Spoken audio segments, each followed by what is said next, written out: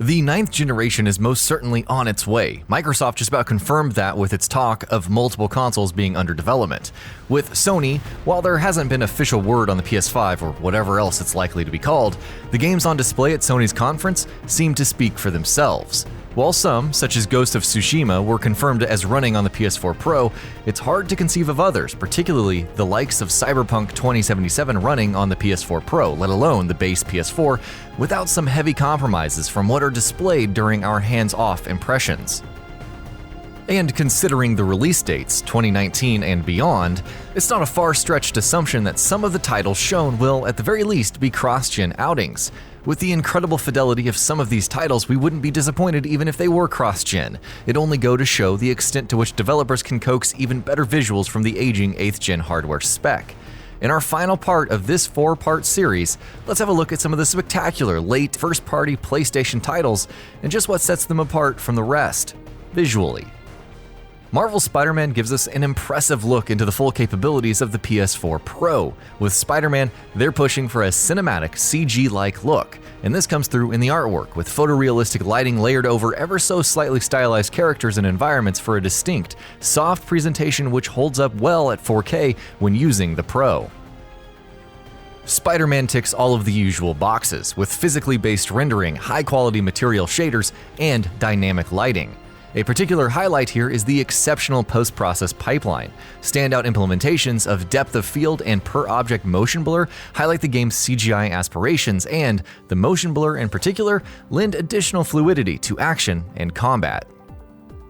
The PS4 makes use of temporal reconstruction to achieve quality output in 4K. Using 4 million samples, half the 8 million pixel displayed on a 4K display, Insomniac hands in image quality that's a tad soft but could pass itself off as decent 4K presentation. This is again helped by the soft, CG-like aesthetic targeted here, with a smooth, aliasing-free image taking precedence over razor sharpness. Moving ahead, The Last of Us was a real looker on the PS3, and the PS4 remaster goes to show that with just a bump to resolution and some basic enhancements, it could hold its own in the current gen.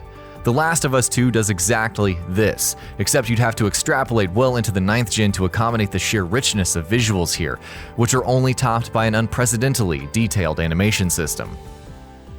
This technology has a name: motion matching. How it works, essentially, is that hundreds of possible animations are put into a pool, and those that are contextually most appropriate are drawn as and when by the system, resulting in animation that is both dynamic and fluid. Apart from this, The Last of Us 2 features Naughty Dog's staple rendering features, with volumetric and indirect lighting, physically based rendering, and of course, incredibly high-quality character meshes and texture work, something we've come to expect from them.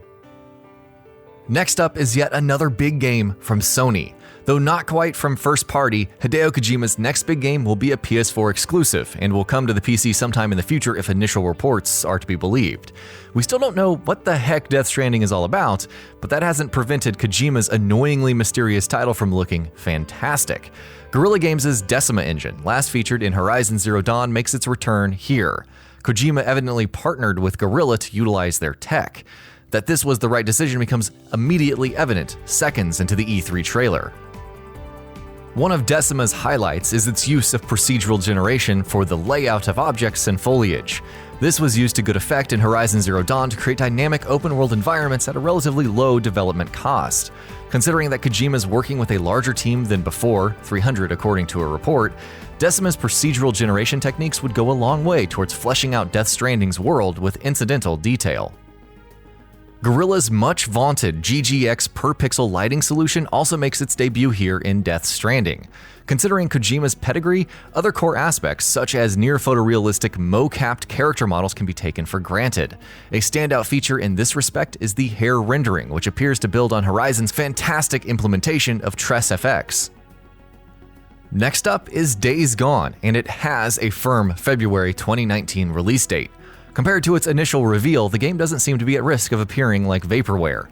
While visuals do hold up to its late-gen counterparts, Days Gone's ace in the hole is its crowd simulation technology. As many as 1,000 of the game's freakers, its term for zombies, can be rendered on-screen at a time.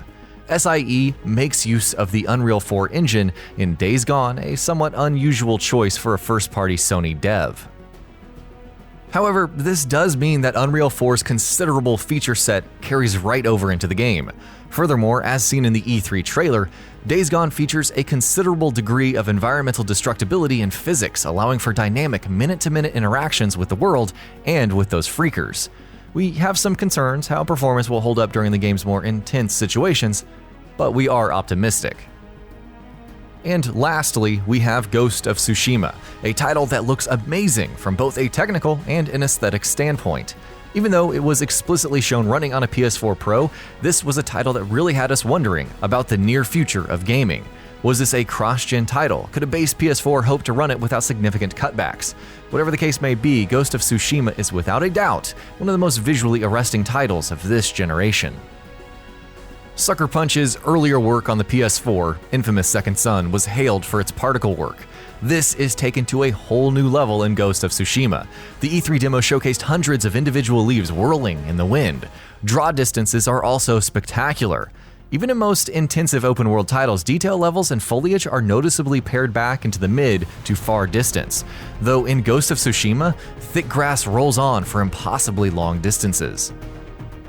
Physically based rendering and dynamic lighting are on full display, capturing the finer details of armor, crumbling edifices, and muddy rain-streaked terrain.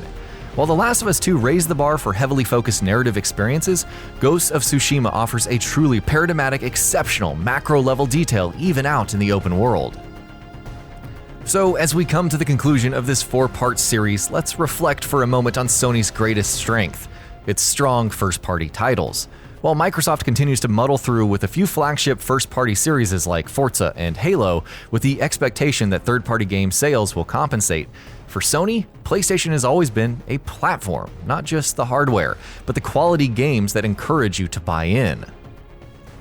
PlayStation exclusives have always looked and played great, but in the past 2 generations, with Sony laying claim to the stronger hardware platform, barring the mid-gen refresh in the form of the PS4 Pro, PlayStation exclusives have helped reshape expectations about what is possible in terms of graphics and gameplay in a console game.